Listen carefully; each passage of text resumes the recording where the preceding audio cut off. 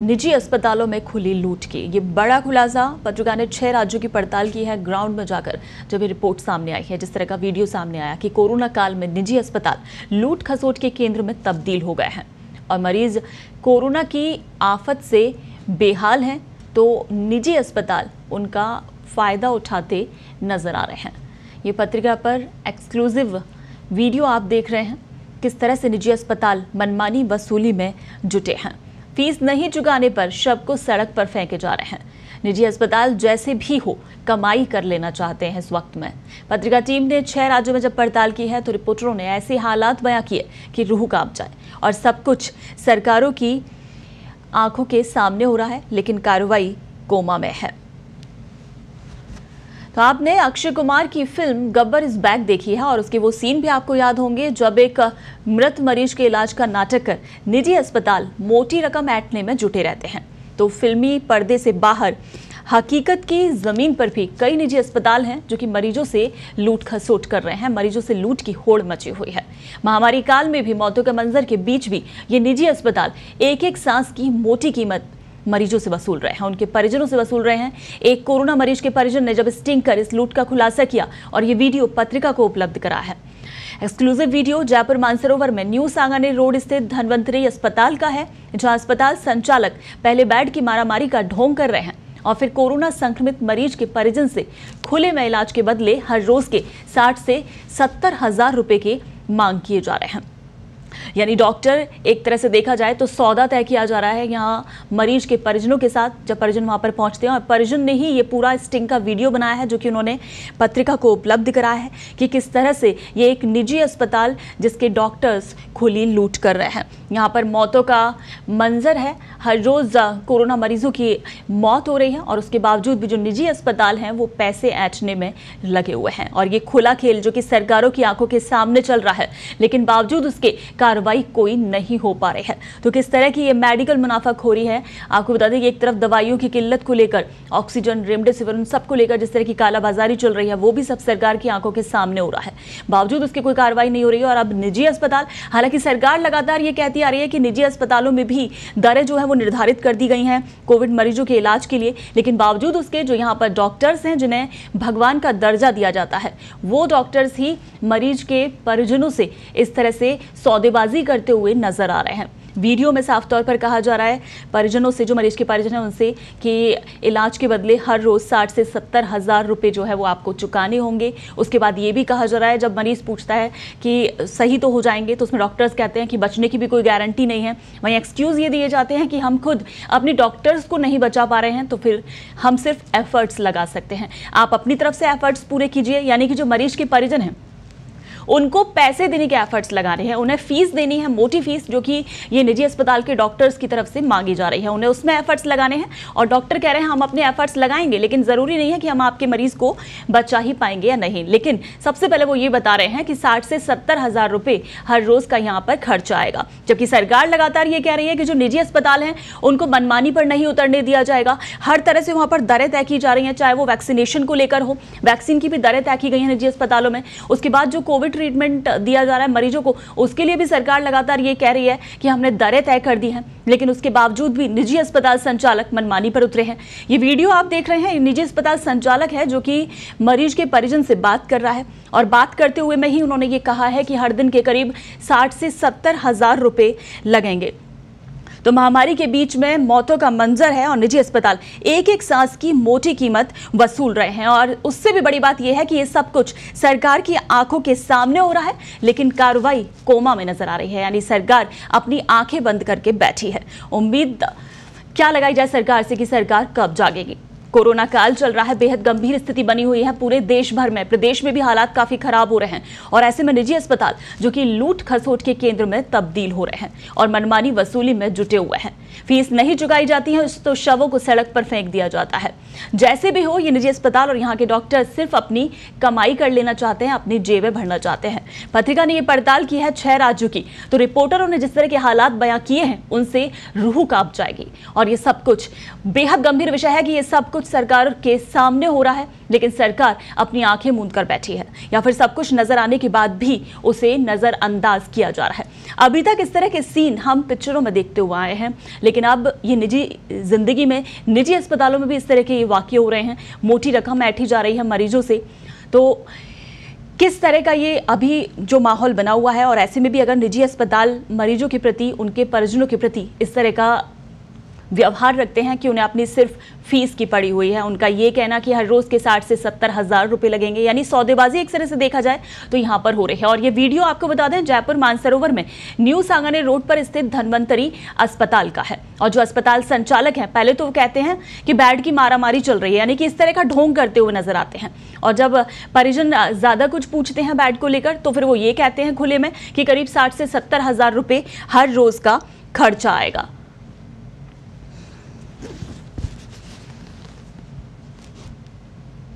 तो लूट खसोट का ये वीडियो, कोरोना काल में मेडिकल मुनाफाखोरी किस तरह से चल रही है। पत्रिका ने 6 राज्यों में पड़ताल की है और सभी जगह पर ये बुरा हाल निकलकर सामने आया है। हम बात राजस्थान की कर रहे हैं, जहां का ये वीडियो जो कि सामने आया है, राजस्थान के जयपुर का, राजधानी का ये धन्वंतरी अस्पताल, जहां पर डॉक्टर वीडियो में नजर आ रहे हैं और किस तरह से एक मरीज के परिजन से वो ये सौदेबाजी करते हुए देखे जा रहे हैं। पहले कोविड बेड को लेकर आनाकानी करते हैं, कहते हैं कि बेड नहीं है। उसके बाद थोड़ी देर बाद कहा जाता है कि हर रोज के इलाज के करीब 60 से 70 हजार रुपए लगेंगे। यानी पहले तो परिजनों से इस तरह से कहना कि बेड की उपलब्धता नहीं है, यानी एक पूरी तरह से ये नाटक रचा जा रहा था परिजनों से पैसे वसूलने का। और उसके बाद इस तरह से दिखाकर कि हाँ ठीक है, हम आप लोगों के लिए बेड उपलब्ध भी कराएंगे, लेकिन उसके करीब 60 से 70 हजार रुपए लगेंगे।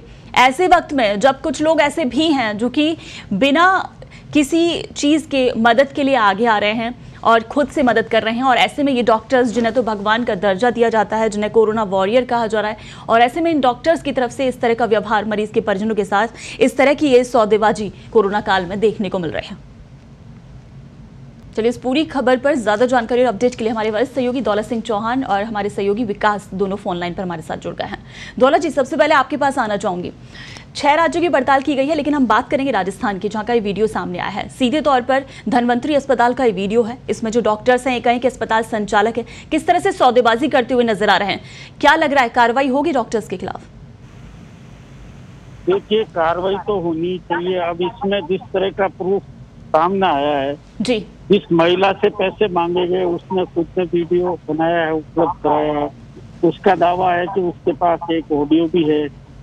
राजस्थान पत्रिका जैसे प्रतिष्ठित समूह के अखबार ने इसको प्रकाशित किया है, बाई नेम प्रकाशित किया है जी। उसके बावजूद यदि राज्य सरकार इस अस्पताल को तुरंत प्रभाव से बंद नहीं करती है जी, या इसके जो भी संचालक है उनके खिलाफ कोई मुकदमा दर्ज नहीं करती है, तो इसका सीधा सीधा मतलब ये है कि कहीं न कहीं जो राज्य सरकार के अधिकारी या तो इनसे मिले हुए हैं या फिर इनकी कोई राजनीतिक पहुंच है जी, जिसकी वजह से इनके खिलाफ कार्रवाई नहीं हो रही। क्योंकि ये इतना विकट समय है जी। ऐसे समय में ये जो सौदागरी कर रहे हैं, जिस तरह से बार्गेनिंग कर रहे हैं लोगों से और डबल पैसे मांग रहे हैं, मतलब इससे ज्यादा क्या हो सकता है? मतलब सबसे बड़ा सवाल ये है।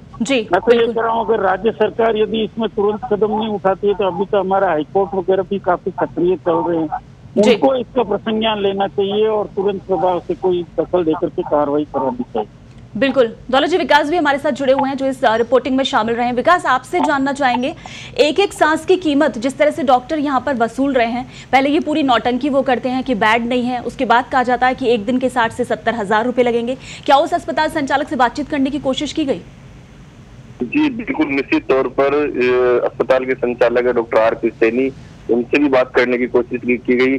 जो राज्य सरकार का जो पोर्टल है जिसमें सारे अस्पतालों की सूची और बेड अवेलेबिलिटी का जो शेड्यूल दिखाया गया है, उसमें जो हेल्पलाइन नंबर अस्पताल के दिए गए उस पर भी बात करने की कोशिश की है। जो अस्पताल की लैंडलाइन नंबर है उन पर भी बात करने की कोशिश की, लेकिन किसी भी जो नंबर है उससे कोई रेस्पॉन्स नहीं मिला। सारे फोन इस अस्पताल के नो रिप्लाई आते गए। सबसे बड़ी चौंकाने वाली बात यह है कि राज्य सरकार ने जो इस अस्पताल के हेल्पलाइन नंबर जारी किए हैं उस पर भी कोई रेस्पॉन्स नहीं मिला, लगातार फोन करने के बावजूद भी। और जो चिकित्सा एवं स्वास्थ्य विभाग का जो नियंत्रण कक्ष है वहां पर फोन किया गया तो एक दूसरे पर टालने की कोशिश की। कहा गया कि ये जयपुर सेकंड के एरिया में आता है। जयपुर सेकंड के एरिया में बात की गई तो उन्होंने यहाँ तक कह दिया कि इस अस्पताल के नोडल अधिकारी का नंबर भी उनके पास नहीं है। तो कुल मिलाकर जो भी इसके जिम्मेदार है इस सिस्टम को रोकने की, इस लूट को रोकने के, इस मुनाफाखोरी को रोकने के, उनमें कहीं पर भी कोई संवेदनशीलता नजर नहीं आई। बिल्कुल विकास। दौलत जी देखिए, ना तो अस्पताल संचालक बातचीत के लिए तैयार हो रहे हैं और अभी पत्रिका की तरफ से जब चिकित्सा मंत्री रघु शर्मा को भी कॉल लगाया जा रहा है, लेकिन वहां से भी उनके पीए की तरफ से जवाब मिल रहा है कि वो अपने चैम्बर में नहीं है, या तो बात करना नहीं चाहते हैं या फिर चैम्बर में उपलब्ध नहीं है, यानी कि इस पूरे मामले पर बात करने के लिए कोई सामने नहीं आ पा रहा है। ये बताइए सर कि दरें, ये कहा जा रहा है हर बार सरकार की तरफ से कि चाहे वो वैक्सीनेशन हो उसको लेकर दरें तय कर दी गई हैं, चाहे कोविड का इलाज हो उसको लेकर दरें तय की गई हैं, लेकिन मॉनिटरिंग कौन कर रहा है? मॉनिटरिंग हो नहीं रही है। तो मॉनिटरिंग के नाम पर हमारी जो मॉनिटरिंग करने वाली सरकारी मशीनरी है वो कहीं न कहीं ये जो लूट का खेल चल रहा है उसमें वो भी शामिल हो गई है, ऐसा लगता है जी। वरना इतना गंभीर मसला सामने आने के बाद भी उस अस्पताल में सुबह से लेकर अभी तक किसी अधिकारी का नहीं पहुंचना, वहाँ कोई कार्रवाई नहीं करना, साफ साफ बता रहा है कि ये जो भी निगरानी के नाम पे जो भी सिस्टम हमने खड़ा किया है उसमें जिन अधिकारियों को लगाया गया है, इस संबंधित एरिया के जो भी निगरानी रखने वाले सरकारी अधिकारी है वो कहीं न कहीं इस अस्पताल से मिले हुए हैं। वरना उनके इलाके में हमने इतनी बड़ी जानकारी निकाल करके दी है कि जो आप जिम्मेदारी तो आपकी है निगरानी की, लेकिन आपने कुछ नहीं किया। हमने ये जानकारी निकाल के आपको दी है कि इस अस्पताल में इस तरह की लूट चल रही है। और मैं एक बात और कहना चाहता हूँ, ये अकेला अस्पताल नहीं है, ठीक है, इसका मामला सामने है, ऐसा कई अस्पताल कर रहे होंगे। और जो हमारा निगरानी तंत्र है, मेरा तो ऐसा मानना है कि इतना कमजोर तो हमारा निगरानी तंत्र नहीं है कि उसको पता नहीं चले। निश्चित रूप से उनको सब पता है, लेकिन वो कहीं न कहीं वो भी इनसे मतलब पैसा वसूल कर रहे हैं या फिर अपनी जेबें गर्म करके और आंखें बंद किए हुए हैं, अनदेखी किए हुए हैं। बिल्कुल बिल्कुल दौलत जी, आपने बिल्कुल सही कहा। इस तरह की खबरें लगातार सामने आ रही हैं। आप ये देखिए कि हम हर रोज इस तरह की खबरें पढ़ रहे हैं कि अस्पतालों में शवों के लिए एम्बुलेंस उपलब्ध नहीं होती है, बहाने बनाए जाते हैं कि एम्बुलेंस खराब पड़ी हुई है, मरीज अपने ही दम पर, चाहे बाइक पर हो, टू व्हीलर पर, कैसे भी, चाहे पैदल हो, मरीजों के शवों को ले जाने के लिए असहाय से नजर आ रहे हैं। तो इस तरह की असंवेदनशीलता, अमानवीयता, क्या माने कि सरकार इस वक्त कोमा में है, कब कोमा से बाहर निकलेगी? देखिए, बड़ा विरोधाभास है। एक तरफ इस कोरोना के संकट में हजारों की संख्या में लोग मदद के लिए आगे आ रहे हैं, अपनी तरफ से बहुत सहायता करने की कोशिश कर रहे हैं, पीड़ितों की मदद करने की हर संभव कोशिश कर रहे हैं। दूसरी तरफ ये चंद लोग, मैं पूरे निजी अस्पतालों को भी ब्लेम नहीं करता हूँ, पूरा जो सिस्टम है वो भी खराब है, ऐसा नहीं कह रहा हूँ, लेकिन जो लोग इस तरह के काम कर रहे हैं, यदि उनके खिलाफ कार्रवाई नहीं होती है तो फिर जो लोग ईमानदारी से सेवा कर रहे हैं उनके लिए भी बहुत बड़े परेशानी का सबब हो जाएगा कि वो जो ईमानदारी से काम करके नुकसान उठा रहे हैं और कुछ लोग इस तरह से अपनी जेबें भर रहे हैं, अपने खजाने भर रहे हैं, लोगों की लाशों पर इस तरह से पैसा वसूल करके। एम्बुलेंस जैसी चीज हम सही ढंग से, अगर राजस्थान की सरकार तय की है, एम्बुलेंस की दरें तय कर दी, लेकिन पूरा सिस्टम देखना पड़ेगा मुख्यमंत्री जी को और चिकित्सा मंत्री जी को कि वो जो भी आदेश पारित कर रहे हैं उसका उनके मातहत अधिकारी पालना किस तरह से करवा रहे हैं, क्या वो कोई काम कर रहे हैं या नहीं। अगर कर रहे हैं तो फिर हमारे सामने रोज ऐसे मामले सामने आने चाहिए कि आज इस अस्पताल को पकड़ा गया, आज इस एम्बुलेंस संचालक को ज्यादा पैसे लेकर पकड़ा, आज एसीबी तो पकड़ ही रही है ना। तो ये जो नए तंत्र लगा हुआ है हमारा, ये क्या कर रहा है, ये क्यों नहीं, इनके कितने रिजल्ट हमारे सामने, कितने अस्पतालों के खिलाफ इन्होंने कार्रवाई की, जबकि ऐसे तो हर अस्पताल में इस तरह का खेल चल रहा है। लेकिन कार्रवाई नहीं होने का सीधा सीधा मतलब और सीधा सीधा यही अंदाजा है कि इसमें कहीं कहीं ये लोग मिल गए हैं, इसकी वजह से ये कोई कार्रवाई नहीं हो रही और लोगों को खुलकर लूट रहे हैं ये लोग, बिल्कुल उनकी मजबूरी का फायदा उठाया जा रहा है। बिल्कुल विकास, जिस तरह से ये पड़ताल की है पत्रिका ने 6 राज्यों की, और इसमें जिस तरह से इस महिला द्वारा बनाया गया ये वीडियो जो कि स्टिंग के तौर पर सामने निकल कर आया है, क्या माने कि इसमें सरकार की मंशा साफ झलक रही है या फिर ये कहा जाए कि मॉनिटरिंग की कमी है? तौर पर मॉनिटरिंग की कमी है राज्य सरकार की ओर से। पिछले साल जब कोविड की पहली लहर थी तभी निजी अस्पतालों में जो उपचार की अधिकतम दरें तय कर दी गई थी, इसमें अलग अलग दरें, यानी कि किसी भी तरह के अस्पताल में यदि कोई पेशेंट आईसीयू या वेंटिलेटर पर भी उपचार कराता है तो उसका 9,000 10,000 से ज्यादा जो प्रतिदिन का चार्ज वसूल नहीं कर सकता। इसमें कुछ जो खर्चा है वो दवाइयों का 2-3 हजार रुपए का जुड़ सकता है, यानी कि अधिकतम 10 से 15 हजार रुपए तक का जो प्रतिदिन का खर्च राज्य सरकार ने निर्धारित कर रखा है। उसमें से भी जो सामान्य बेड है उसमें तो करीब 5 से 7 हजार रुपए ही है। लेकिन इस जो वीडियो में सामने आया और जो पहले भी जो लोग लगातार आरोप लगाते आ रहे हैं, उसमें कई अस्पताल ये जो दरें तय की गई है इससे करीब 5 से 6 गुना, यानी कि 50, 60, 70 हजार रुपए प्रतिदिन के वसूल कर रहे हैं। सबसे बड़ी चौंकाने वाली बात यह है कि निजी अस्पतालों पर मॉनिटरिंग के लिए, एक एक बेड की मॉनिटरिंग के लिए राज्य सरकार ने नोडल अधिकारी नियुक्त किए हैं, लेकिन वो नोडल अधिकारी किस चीज की मॉनिटरिंग कर रहे हैं इसकी पड़ताल करने वाला कोई नहीं है। जो इस तरीके की वसूली हो रही है इसमें उनकी कोई भूमिका तो नहीं है, इसकी भी पड़ताल बेहद जरूरी है। जी बिल्कुल दौलत जी, ऐसा लग रहा है कि इस कोरोना की महामारी के इस दौर में जब एक एक सांस की कीमत जो है मरीजों के परिजनों के लिए बेहद जरूरी है, मरीजों के लिए बेहद जरूरी है, तो ऐसे में एक एक चीज की जो कहते हैं ना सौदेबाजी वो यहाँ पर हो रही है। कल भी इस तरह का एक मामला सामने आया, अभी एक रेफर का खेल भी बहुत चल रहा है। जब अस्पतालों से मरीजों को रेफर किया जाता है तो सरकारी एम्बुलेंस उपलब्ध नहीं होती, प्राइवेट एम्बुलेंस के नाम पर और मोटी रकम वसूली जा रही है। आप ये देखिए कि RUHS कोविड का सबसे बड़ा डेडिकेटेड अस्पताल, वहां से और सिर्फ SMS में अगर रेफर किया गया है मरीज को तो एम्बुलेंस ने 6,000 रुपए वसूल किए हैं, जबकि कहा लगातार यही जा रहा है कि यहाँ भी डरते हैं। मैं ये कह रहा हूँ राजस्थान सरकार वो है जिसने पूरे 18+ के लोगों को मुफ्त टीकाकरण अपने खर्चे पर कराने का ऐलान किया है जी। और वो प्रक्रिया शुरू भी कर चुकी है।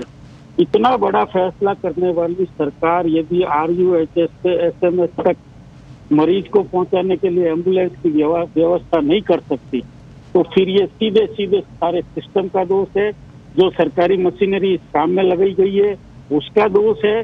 सरकार की मंशा चाहे कितनी भी अच्छी हो, ये जो मशीनरी काम कर रही है, ये एम्बुलेंस की यहाँ से सरकारी एम्बुलेंस की सब पहुंचाइए ना आप। इतनी एम्बुलेंसेज दौड़ रही है, 108 है और दुनिया भर की व्यवस्थाएं हमने सरकार ने कर रखी है। आखिर वो कर क्या रहे हैं? सबसे बड़ा सवाल जो आज खड़ा हो रहा है वो ये है कि जिन लोगों को जिम्मे ये वो क्या कर रहे हैं? वो वसूली में जुट गए हैं या घर पे बैठ के आराम से मतलब कोरोना से डर के घर में दुबक के बैठे हुए? ये कोई समझ में नहीं आ रही है बात।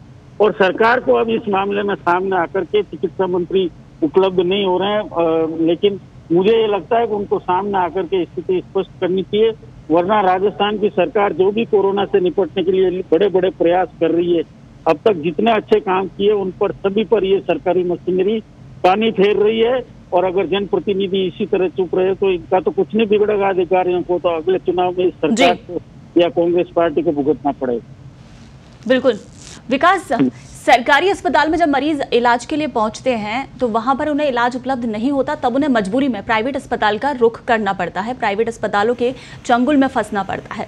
तो कहीं ना कहीं उनकी मजबूरी का फायदा उठाया जा रहा है। ऐसे में ये जरूरी है अब कि सरकार की तरफ से इस पर कोई ना कोई सख्त एक्शन लिया जाए, क्योंकि सिर्फ इस तरह से इतिश्री कर लेना कि दरें निर्धारित कर दी गई हैं लेकिन बावजूद उसके इनका उल्लंघन किया जा रहा है प्राइवेट अस्पताल की तरफ से।